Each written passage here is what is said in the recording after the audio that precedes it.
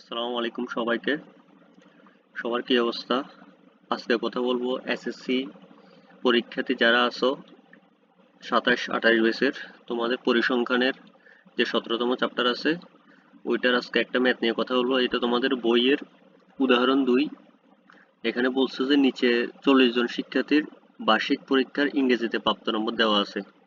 Total mark হচ্ছে 100। 100তে এই 40 জন কে কত পাইছে এটা নিয়ে আলোচনা করছে। প্রাপ্ত নম্বরের ক্রমযোজিত গণসংখ্যার সারণী তৈরি করতে বলছে, ঠিক আছে? তো ক্রমযোজিত গণসংখ্যার সারণী করতে হলে তোমাকে এই যে নিচে অবিচ্ছিন্নভাবে যে অবিন্যস্তভাবে যে উপাত্তগুলো দেওয়া আছে এগুলো তোমাকে খেয়াল করতে হবে। তোমার সবার আগে বের করতে হবে পরিসর। সবার আগে কি বের করতে হবে? পরিসর। পরিসর বের করার পর তোমাকে বের করতে হবে হচ্ছে যে গণসংখ্যা নিবেশন সারণী। গণসংখ্যা নিবেশন সারণী বের করার পর তোমাকে বের করতে হবে ক্রমযোজিত গণসংখ্যা। তো আসো আমরা পরিসর বের করি। পরিসর বের করার জন্য তোমার লাগবে হচ্ছে যে সর্বোচ্চ সংখ্যা আর সর্বনিম্ন সংখ্যা। তো দাও এখানে সর্বোচ্চ সংখ্যা কত? সর্বোচ্চ সংখ্যা তোমার দেখো এখানে খেয়াল করলে দেখবা তোমার সর্বোচ্চ সংখ্যা হচ্ছে যে সর্বনিম্ন সংখ্যা দেখো 35। ঠিক আছে, 35-এর নিচে আর নাই। 35-এর নিচে আর পাবো না, ওইখানে 34 আছে, বাট 35-ই সর্বনিম্ন। এরপরে আছে 90 সর্বোচ্চ। ঠিক আছে, তাহলে 90-এর উপরে কেউ পায় নাই, আর 35-এর নিচেও কেউ পায় নাই। তো সেই তুলনা সেই অনুযায়ী হচ্ছে আমাদের সর্বনিম্ন সংখ্যা হচ্ছে 35 আর সর্বোচ্চ সংখ্যা হচ্ছে যে 90। তাহলে আমরা লিখে ফেলি, ঠিক আছে?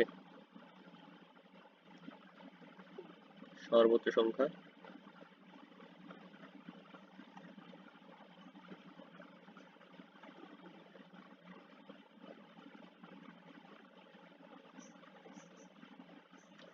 সর্বোচ্চ সংখ্যা কত? 90। সর্বনিম্ন সংখ্যা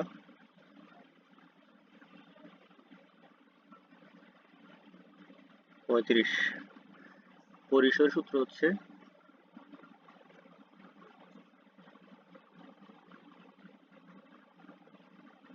পরিসর সমান সর্বোচ্চ সংখ্যা বিয়োগ সর্বনিম্ন সংখ্যা যোগ 1। ঠিক আছে, এটা হচ্ছে তোমার পরিসরের সূত্র। পরিসরের সূত্র কি? সর্বোচ্চ সংখ্যা, তুমি যে অবিন্যস্ত উপাত্তগুলো পাইছো এটার মধ্যে সর্বোচ্চ সংখ্যা বিয়োগ সর্বনিম্ন সংখ্যা, সাথে 1 যোগ করতে হবে। তাহলে আমাদের হচ্ছে সর্বোচ্চ সংখ্যা 90, সর্বনিম্ন সংখ্যা 35। তাহলে হচ্ছে equal to 90 minus 35 plus 1, 55 calculation করলে প্লাস 1 ইকুয়াল টু হচ্ছে তোমার 56। আমরা পাই গেলাম, পরিসর পাই গেলাম। পরিসর মানে হচ্ছে তোমার এই উপাত্তগুলো কোন রেঞ্জের মধ্যে আছে, মানে কত থেকে কত পর্যন্ত আছে, এবং এটার পার্থক্য একটা, মানে এই রেঞ্জের মধ্যে আছে। তোমার ওভারঅল সর্বোচ্চ রেঞ্জ হচ্ছে 56, মানে হচ্ছে তোমার 35-এর নিচে কোনো নাম্বার নাই, 90-এর উপরে কোনো নাম্বার পাই নাই আর কি ওই শ্রেণীতে। এবার আসো আমরা তোমাদের শ্রেণী সংখ্যা বের করতে হবে, তোমার যে কয়টা ঘর করতে হবে। তুমি যে ক্রমযোজিত গণসংখ্যা বা গণসংখ্যার যে সারণীটা আঁকবা ওইখানে হচ্ছে কয়টা ঘর লাগবে ওইটা বের করতে হবে। কয়টা ঘর লাগবে এটার জন্য হচ্ছে তোমাকে শ্রেণী ব্যক্তি ধরতে হবে। ঠিক আছে, তাহলে তুমি শ্রেণী ব্যক্তি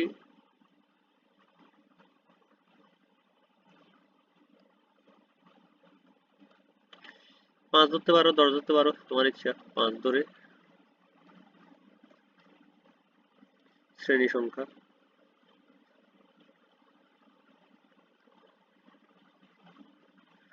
তোমার হচ্ছে এখানে যে পরিসর যত বড় হবে শ্রেণী ব্যক্তি তত বেশি ধরলে বেটার হয়।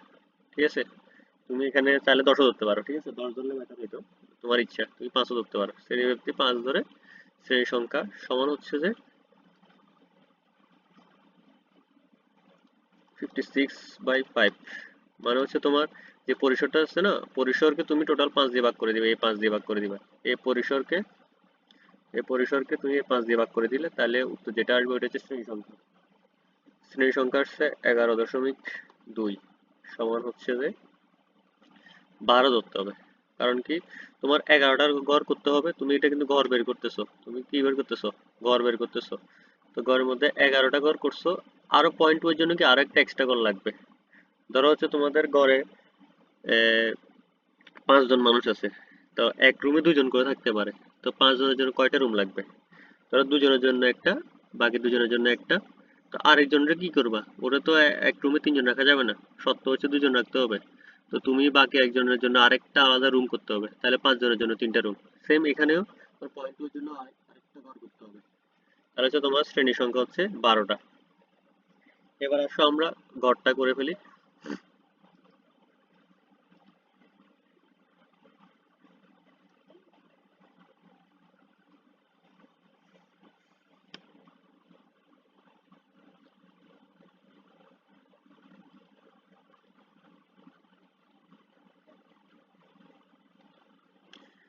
ঘর করবো আমরা 12টা। এবার আবার 12টা, আবার একটা হচ্ছে যে তোমার টাইটেল লেখার জন্য, তাহলে ওটা 13টা। 13টা ঘর তোমাকে করতে হবে।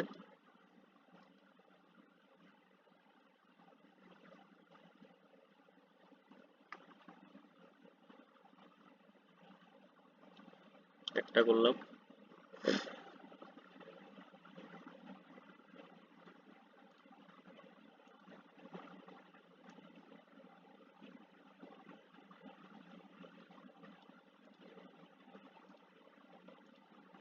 দুইটা।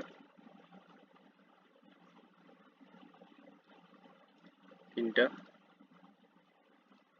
টোটাল 13টা করতে হবে।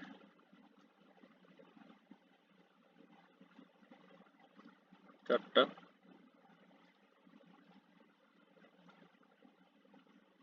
পাঁচটা।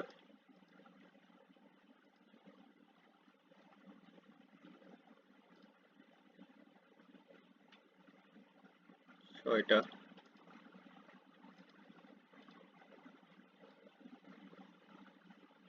সাতটা।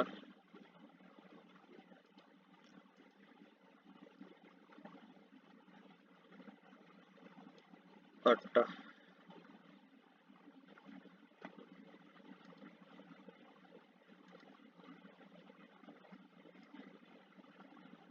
নয়টা। নয়টা আর বাকি আছে 4টা।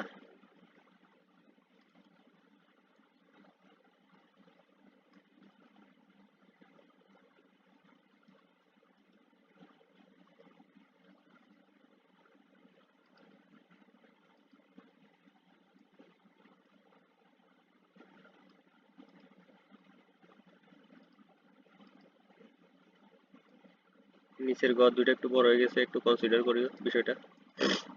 তোমরা খাতায় যখন করবা খুব সুন্দর করে আঁকবা, বুঝছো? তাহলে দেখো 13টা হয়েছে কিনা। একটা, দুইটা, তিনটা, চারটা, পাঁচটা, ছয়টা, সাতটা, আটটা, 9টা, 10, 11, 12, 13, ঠিক আছে। এবার তোমার টোটাল এবার কলাম করতে হবে তোমার 4টা। কলামের মধ্যে একটা হচ্ছে শ্রেণী ব্যক্তির জন্য করতে হবে তোমাকে। শ্রেণী ব্যক্তির জন্য একটা হচ্ছে যে ট্যালির জন্য, একটা হচ্ছে গণসংখ্যার জন্য, একটা হচ্ছে ক্রমজ গণসংখ্যার জন্য।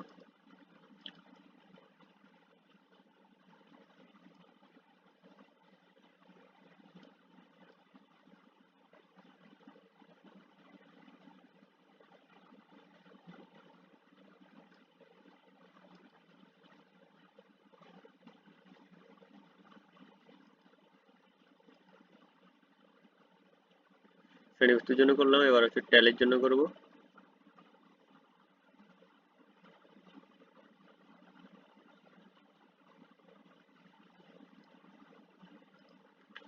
এবার করব গণসংখ্যার জন্য।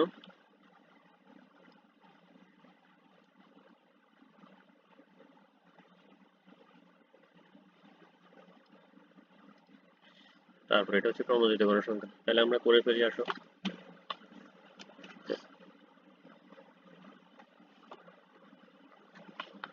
প্রথমে হচ্ছে শ্রেণী ব্যক্তি।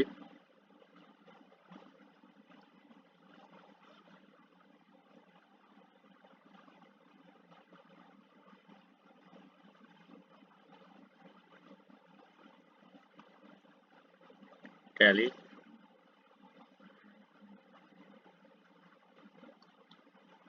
গণসংখ্যা।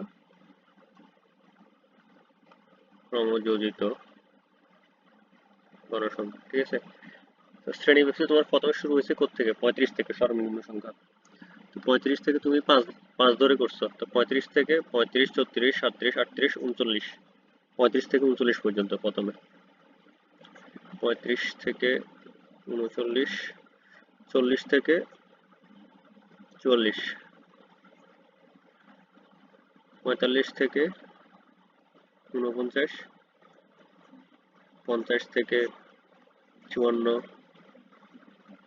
55 থেকে 59, 60 থেকে 64, 65 থেকে 69, 70 থেকে 74, 75 থেকে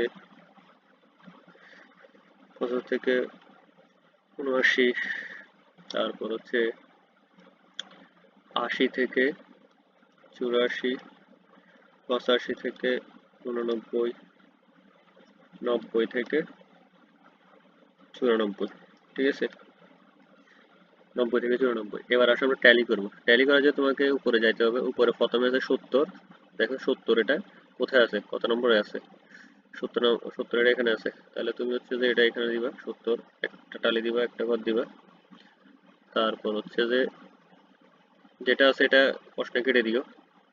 তারপর হচ্ছে 40, 35, 40, 35, 40 হচ্ছে এখানে, 35 হচ্ছে এখানে, 60, 55, 58, 60, 55, 58, 60, 55, 58,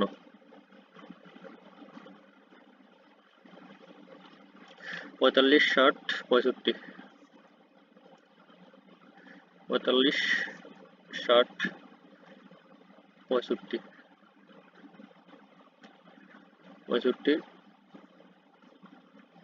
80, 70, 46, 50, 80, 70, 46, 50, 80, 70, 46, 50, 60, 65, 70, 58, 60, 65, 70, 58, 60, 65, 70, তারপর হচ্ছে 58 এখানে, 70, 58, 60, 48, 70, 60, 48, 70, 60, 48, 70, 36, 85, 60, 50, 34, 85, 60, 50, 34, 85, 60, 50, 50, 5 নাম্বারটা হচ্ছে এরকম কোনাকুনি চলে যাবে আর কি, 60, 50। তাহলে এদিকে 34, 85, 60, 50 কাটাকাটি করে দিবা। 46, 65, 55, 61, 46, 65, 55, 61, 46, 65, 55, 61, 61, 46, 65, 55, 61, 72, 85, 90, 72, 85, 90, 72, 85, 90,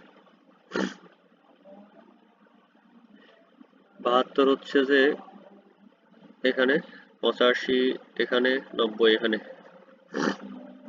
85, 90, 68, 65, 50, 68, 65, 50, 68, 65, 50, 68, 65, সরি এটা হবে 65, তারপর হচ্ছে যে 50,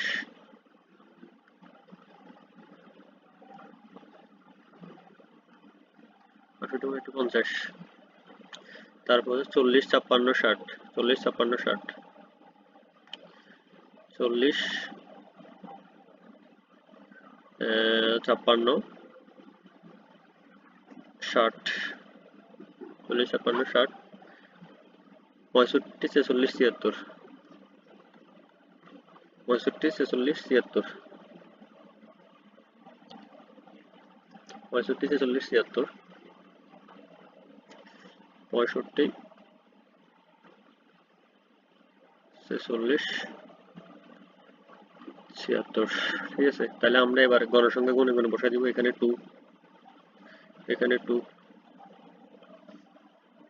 5, 3, 5, 7, 6 5 1 1 2 1 1 2 1, ঠিক আছে। তো এগুলো সবগুলো যোগ করলে এখানে যে টোটাল এই গণসংখ্যা এগুলো সবগুলো n ইকুয়াল টু যোগ করলে কত হবে জানো? n ইকুয়াল টু, তুমি এটা যোগ করা লাগবে না, এই যে প্রশ্নের মধ্যে দেওয়া আছে এই নিচে 40 জন, তাহলে সবসময় যোগ করে এখানে 40ই আসবে তোমার যেটা প্রশ্ন দেওয়া থাকবে, তাহলে এটা করে রাখলে ভালো। তোমার পরবর্তীতে গড় মধ্যে প্রচুর রোগের ক্ষেত্রে এগুলো লাগে, গড়ের ক্ষেত্রে বেশিরভাগ লাগে। এবার আসলে ক্রমযুক্ত গণসংখ্যা, যেটাই তোমার মেইন একটা কাজ শেষ আমাদের, এবার নেক্সট কাজ হচ্ছে ক্রমযুক্ত গণসংখ্যা। ক্রমযুক্ত গণসংখ্যার জন্য তোমার যে প্রথম কাজটা করতে হবে, টু এখানে 2 আছে, প্রথম সারিতে 2 আছে, 2 এখানে বসাই দিতে হবে, 2 এখানে বসিয়ে দিলা। এরপর হচ্ছে এখানের এই 2 এখানের এই 2 সাথে কোণাকুণি যোগ হবে, 2 2 যোগ করলে হচ্ছে যে 4। এবার A4 আর A5 কোণাকুণি যোগ হবে, A4 A5 কোণাকুণি যোগ করলে হচ্ছে 9। এবার এই 9 এই 3 এর সাথে যোগ করলে হচ্ছে 12, 12 12 আর 5 এ যোগ করলে হচ্ছে কত? 13 14 15 16 17, 17 আর 7 যোগ করলে 24, মানে কোণাকুণি যোগ হচ্ছে আর কি। 24 আর 6 হচ্ছে 30, 35 36 37 39 40। একটা জিনিস খেয়াল করো, লাস্টে যে যোগফল যেটা আসছে লাস্ট 40, এটা এর সাথে মিলে গেছে।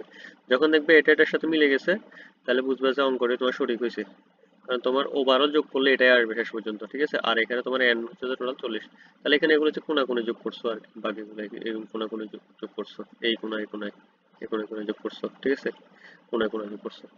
এটা হচ্ছে তোমার মেইনলি ক্রমযুক্ত গণসংখ্যা এখানে শেষ।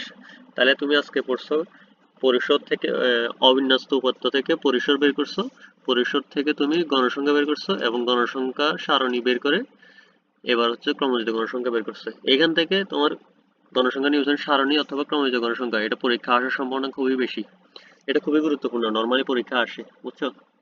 সো এটা একটু প্র্যাকটিস করে নিও এবং বই থেকে একটু দেখে নিও। আশা করি এটাতে কোনো সমস্যা হবে না, যদি কোনো সমস্যা হয় কমেন্টে জানাইও। আল্লাহ হাফিজ।